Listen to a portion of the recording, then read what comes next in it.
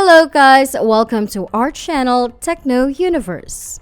For the first time in his presidency, President Joe Biden acknowledged Tesla as the nation's largest electric vehicle manufacturer.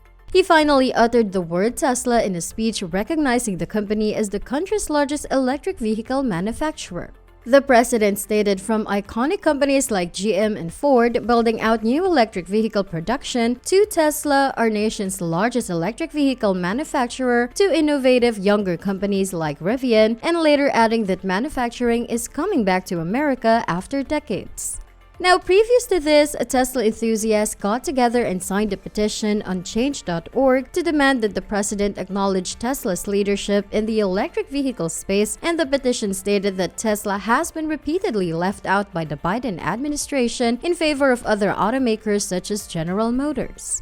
President recently met with executives from various industries in the United States, including tech and automotive. He invited Mary Barra, the CEO of General Motors, and Jim Farley, the CEO of Ford, to the White House to talk about electric vehicles. However, Biden has been consistently going out of his way to not invite the true electric vehicle leader in the country, which is Tesla CEO Elon Musk.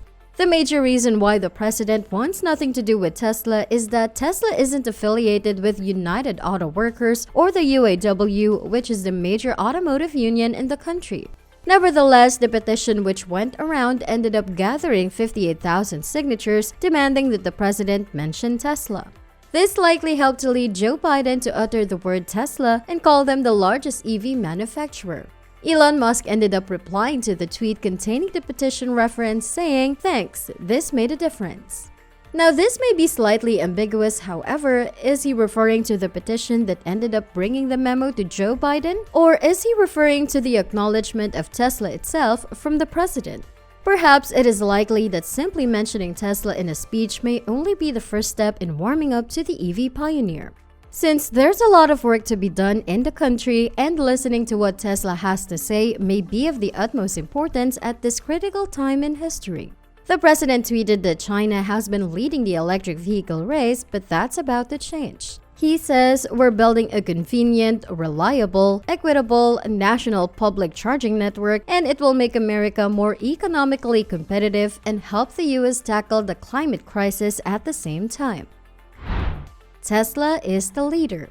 Ford, for example, sold about 21,000 EVs in all of 2021, which is equivalent to a 0.5% market share relative to Tesla's 21 shares. So this isn't really helping the US very much to maintain a lead, as noted by Inside EVs. The top 5 players held 55% of the total market, but the other 45 shares still sold 2 million electric vehicles, most of which were not sold by US companies. President also mentioned in his tweet that they were working to build out a national charging network, which is also what Elon Musk is referring to here when he says Tesla. Since Tesla already has the nation's and world's largest charging infrastructure, Tesla is also working to open up their network so that third-party vehicles can also use it for charging. So effectively, the president is still pushing something that has already been done by Tesla, which still shows a lack of understanding of the state of the EV industry. It makes a lot of sense to have open communication with Tesla, since perhaps government funds could be better used elsewhere to support the industry. Of course, the president has been pushing to give union-made electric vehicles in the United States an additional $4,500 tax incentive. Elon Musk has openly said that he doesn't want this. Tesla doesn't need any type of government assistance, and so this may conflict with Biden's continued push of his Build Back Better plan, or at least parts of it, but the industry that he's trying to help doesn't want the help. Only the Detroit automakers would benefit from a union credit anyways. This part of the bill has ruffled the feathers of foreign companies such as Toyota, who pushed back as well, since they're a big player in the United States, but their workers aren't part of the unions. The UAW has a massive amount of power in the country, especially considering that its interests don't reflect those of the majority of automotive companies operating in the US, but that didn't stop Ford, however, from mentioning the UAW in its latest announcements. Ford's CEO Jim Farley retweeted a post by his company stating that the all-new e-Transit is shipping now for our Ford Pro customers thanks to UAW members' hard work at our Kansas City assembly plant, where we are assembling both batteries and all-electric vehicles in-house. Ford is promoting its affiliation with the UAW. However, there's nothing special about union jobs except the UAW's power to influence the government in the United States. A job is a job, whether it's a union worker assembling a vehicle or a Tesla employee who helps to build a car. It doesn't make sense for the government to favor one over the other. Creating good jobs in the country is the high-order bid, and this favoritism by the president is creating division within the industry for no valid reason.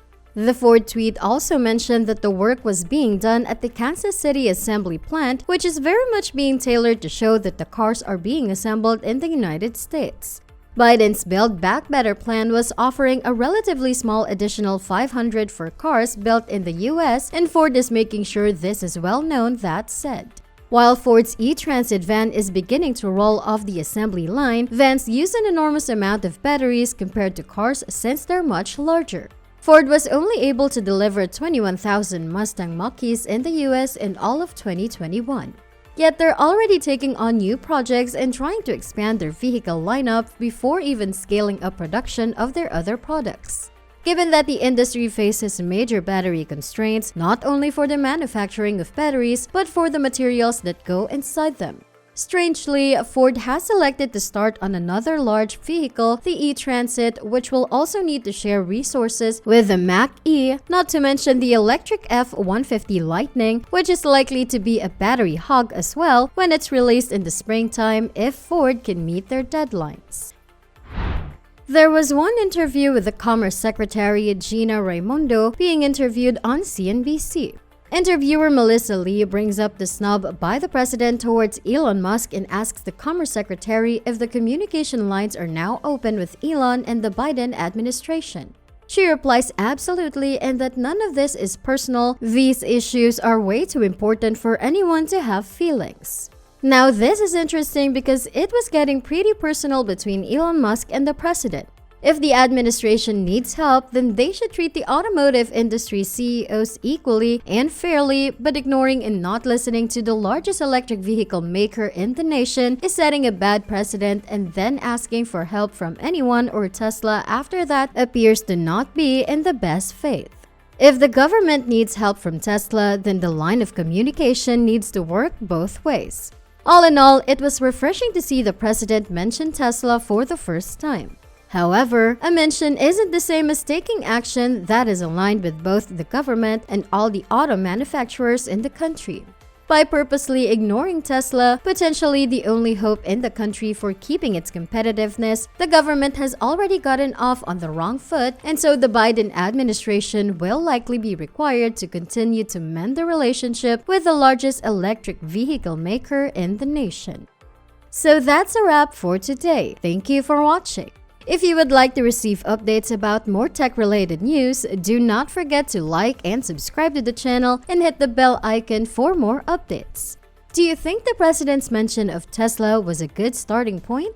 Don't forget to share in the comments section. Thank you for staying with us.